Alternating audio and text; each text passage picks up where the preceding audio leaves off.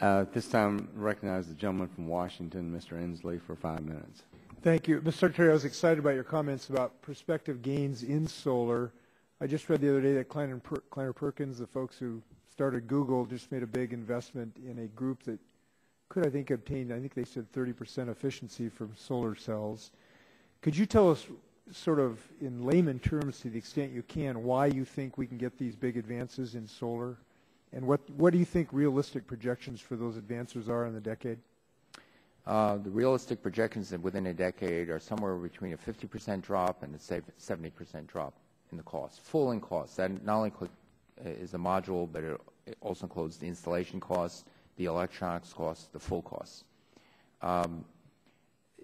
We actually don't know which of the photovoltaic technologies will work because silicon continues to make dramatic strides, and we're especially looking at dramatically changing the cost of the manufacturing of silicon cells.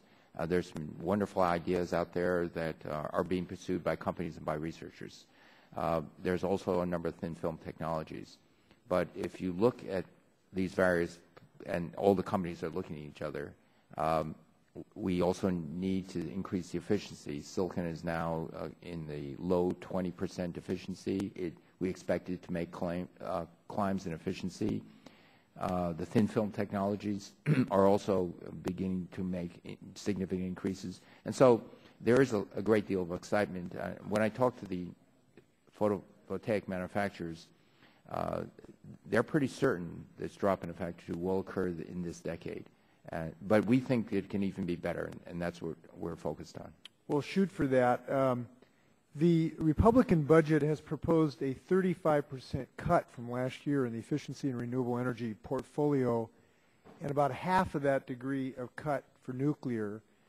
That just doesn't make any sense to me. We obviously, it would seem to me, want to have a balanced portfolio. We have great strides available in efficiency and renewable. Would you want to comment on that?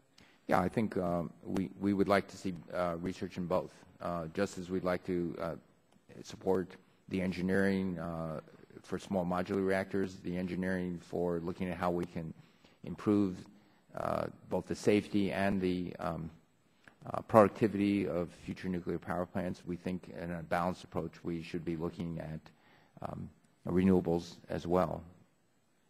Thank you. I want to ask about Yucca Mountain. We have some real issues. My state, we've paid about $300 million, our ratepayers, into the nuclear waste fund. There's been about $100 billion spent already on Yucca. We're told that the Office of Civilian Radioactive Waste is proposed to be shut down. That was responsible for moving forward.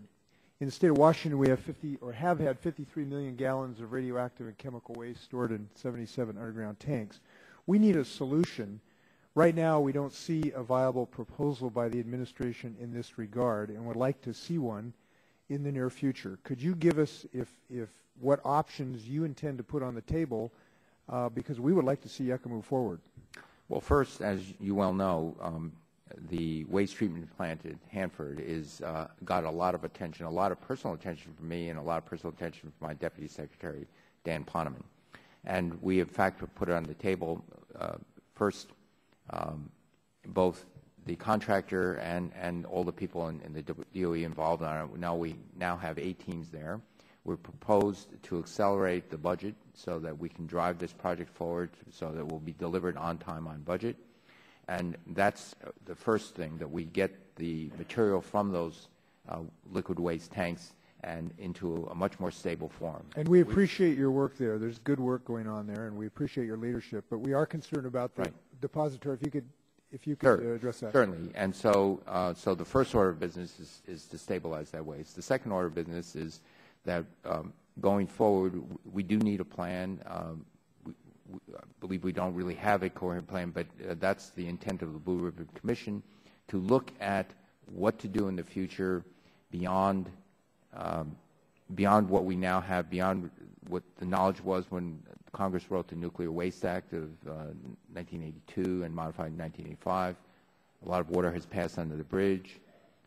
And so that's the charge of that committee. I believe they're going to be coming out with results this June. I suspect you know our position, but not only water over the bridge, but there's some radioactive water maybe burning right now, and we do have pools around this country in scores of places that do present risks, not just financial risks. So we're going to continue to press the administration on this issue. Thank you, Mr. Secretary. Okay.